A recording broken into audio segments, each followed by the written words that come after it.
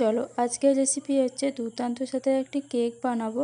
তার জন্য এখানে নিয়েছি কিছুটা পরিমাণ ময়দা, আর এখানে নিয়েছি বেকিং সোডা হাফ চামচ, 1 চামচের মতো বেকিং পাউডার দিয়ে ভালোভাবে এটাকে চেলে নিতে হবে, যাতে ময়দায় কোনো পোকা বা গোটা না থাকে। চেলে নেওয়ার পর এটাকে সাইড করে রেখে দিতে হবে। আর একটা বাটিতে গুঁড়ো করা চিনি, সেটাকেও ভালোভাবে চেলে নিতে হবে, যাতে চিনির গুঁড়োটা বাদ হয়ে চিনির গোটাটা যেন বের হয়ে যায়।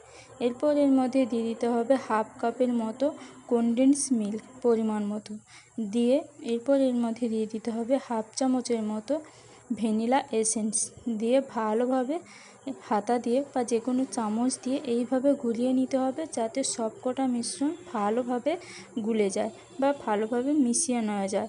তারপরে মেশানো হয়ে গেলে এর মধ্যে দিয়ে দিতে হবে 2 টেবিল চামচ সাদা তেল দিয়ে ভালোভাবে আবার ওটাকে তেলটাকে মিশিয়ে নিতে হবে। এবার যে ময়দাটা চেলে রেখেছিলাম সেই ময়দাটা এর মধ্যে দিয়ে দিতে হবে।